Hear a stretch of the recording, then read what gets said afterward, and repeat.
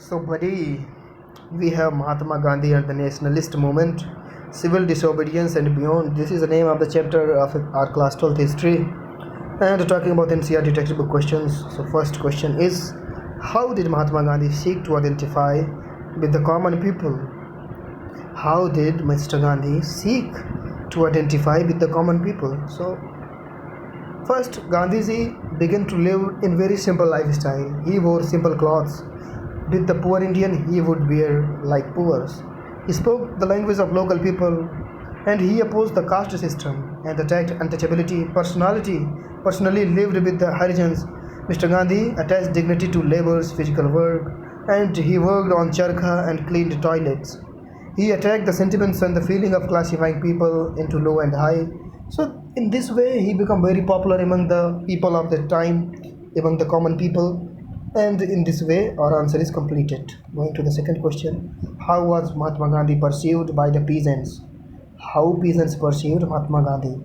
So, as India was a country of villages at that time, vast number of Indians were engaged in farming.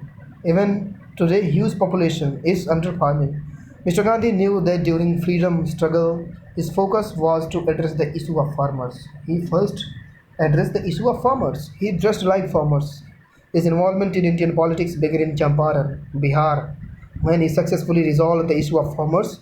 He stood for farmers against excess of the British government like high taxes, oppressive tax collections. Apart from all the above, mystery also surrounded the personality of Mahatma Gandhi. Many believed that Mr. Gandhi is endowed with supernatural powers. Stories spread that those who could ill of Mahatma Gandhi suffered natural calamities. The farmers perceived Mahatma Gandhi as the savior. They still believed that he is bestowed with the power of perform miracles. So he was a very mystical man at that time. Going to the third question, why did salt law become an important issue of struggle? So at that time, poorest of poor Indians consume food that has salt as one of its prime ingredient. British government brought tax on salt and making salt indigenously was forbidden. That means no Indian can build salt. It was to become a big burden on the poor people of India. Some important points regarding the salt law were like salt law was lead to monopoly of the salt production and distribution of British. It was a fuel. It was to fuel prices and adopted to this was the tax levied by the government was very high. People were denied access to natural salt and tons of the same were destroyed. Salt law was an attack on the local industry in the villages too. Hence, it was very extremely unpopular law, and it was very important issue of struggle at that time. So, the fourth question: why are newspaper an important source for the study of national movements? So, contemporary newspapers were important source of study of national movements. Is also as many newspapers of that time were published by those who were directly involved in the freedom struggle. For example, National Herald was a newspaper published by Motilal Nehru. Further, Mr. Jinnah issued down these newspapers, and these were mouthpiece and represented important voices of the movement. Hence, they are important sources. Second, the newspaper do daily reporting. Hence, the reporting is very detailed than perhaps any other resource can be. And these reports are extremely recent events, full of recent events. There is a chances of misreporting is less. Reading different newspaper further takes our reading balanced and free from bias. Then we have many newspapers where in local Indian languages, that is in vernacular languages, and the circulation was limited. Hence, they publish newspaper from very local perspective, which could source history may not have. They reflect their time. Newspaper reflect mood of the people too.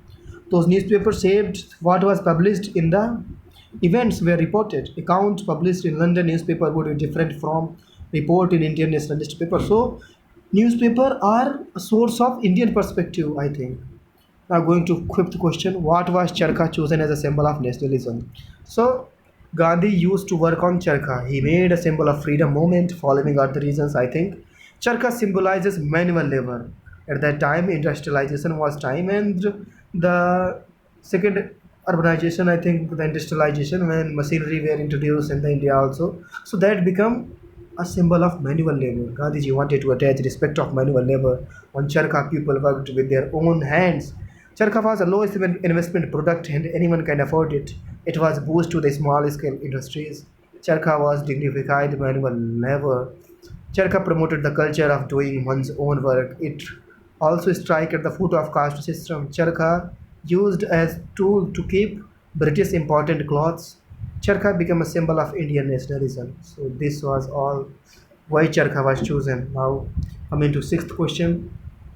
How was non-cooperation a form of protest?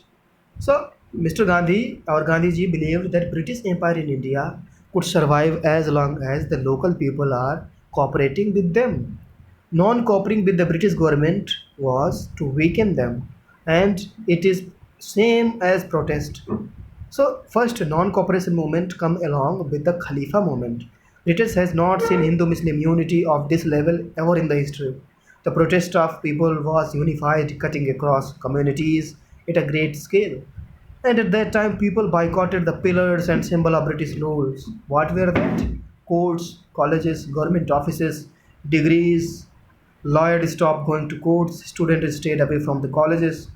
And many places, alternative arrangements were done to solve litigation out of the court.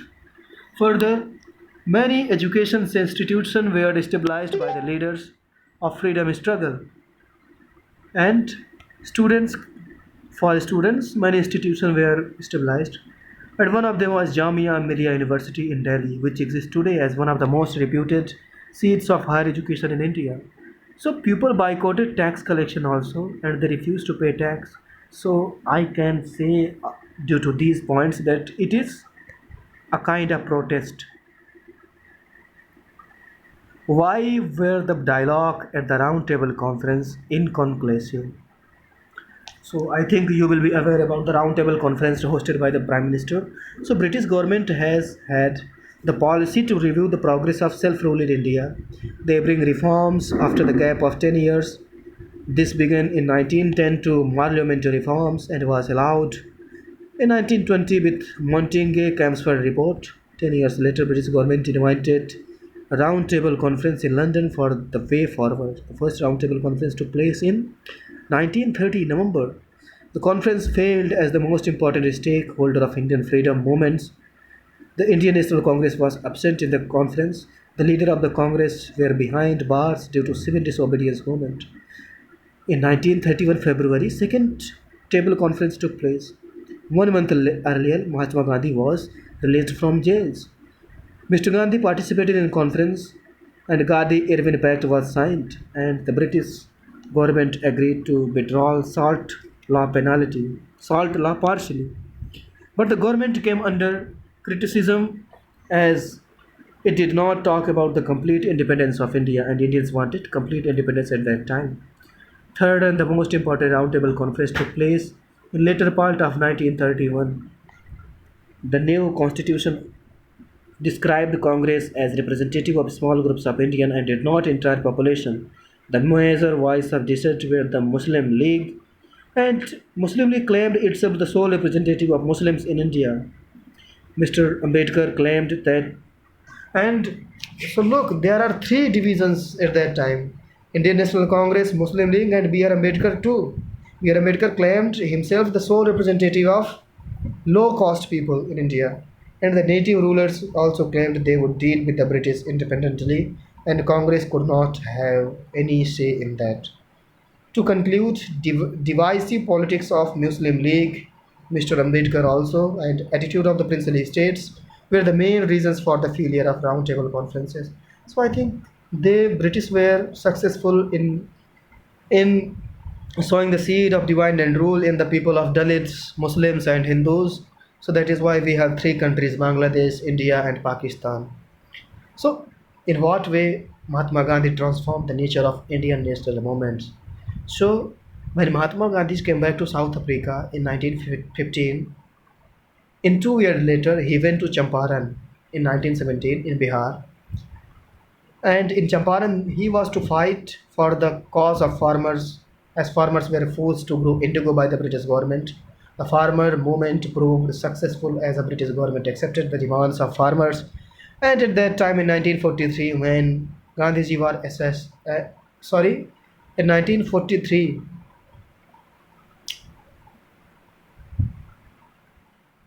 Gandhiji occupied the central place politics in India. In fact, Mahatma Gandhi is the chief protagonist of Indian freedom struggle.